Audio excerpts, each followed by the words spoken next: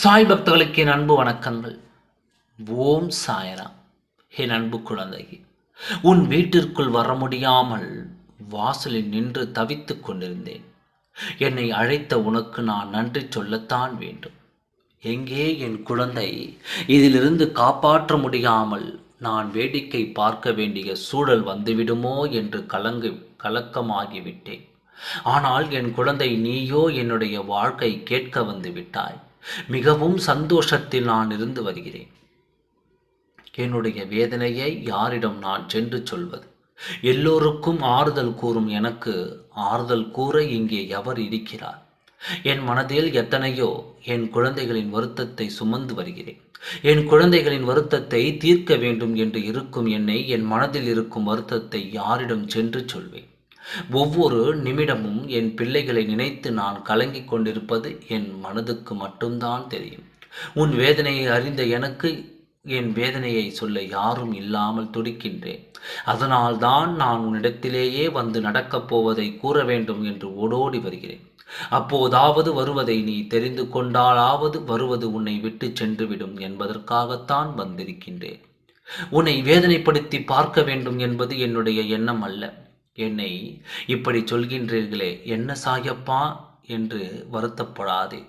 தூங்கி தெரிந்து கொள்ளும் சந்தர்ப்பம் உனக்கு கிடைத்ததே என்று நீ சந்தோஷப்படு. எப்போதும் உன்னை அவமானப்படுத்தி தலைகுனிய வைக்க வேண்டும் என்று காத்திருக்கிறார்கள். அவமானத்தால் உன்னையே நீ இழக்க வேண்டும் என்று எதிர்பார்க்கிறார்கள். யாருக்கு முன்னாலும் நீ தலை நிமிர்ந்து நிற்கக்கூடாது என்ற அவர்களின் எண்ணத்தை நான் ஈடேறு விடுவேனா? அதற்காகத்தான் இந்த நேரத்தில் ஓடோடி வந்தேன். ஆனால் உன் சாயப்பா உன்னுடைய இல்லத்திற்குள் வரவிடக்கூடாது என்று பலரும் இல்லத்திற்கு செய்திருக்கும் காரியம், இத்தனை நேரம் என்னால் உள்ளே வர முடியாமல் தவித்தேன் என்றும், இந்த நிலை உனக்கு வரக்கூடாது என்று தான் இப்பொழுது நான் பாடாய்ப்பட்டு நான் உள்ளே வர உன்னை இந்த வாக்கை கேட்க வைத்தேன். உன்னுடைய அப்பா நான் எது நடந்தாலும் அதில் ஏதாவது ஒரு நல்ல விஷயம் உனக்கு நடக்குமாறு செய்து விடுவேன். எந்த ஒரு கெட்ட செய்தியாலும் நீ வருத்தப்படக்கூடாது, உன்னை காயப்படுத்தக்கூடாது என்பது நான் எப்போதும் உறுதியாக இருப்பேன். காலங்கள் கற்றுக் கொடுத்த பாடத்தை மறந்து விடாதே. அதை மறந்துவிட்டால் புதிதாக இன்னும் கற்றுக்கொள்ள வேண்டியதாக இருக்கும்.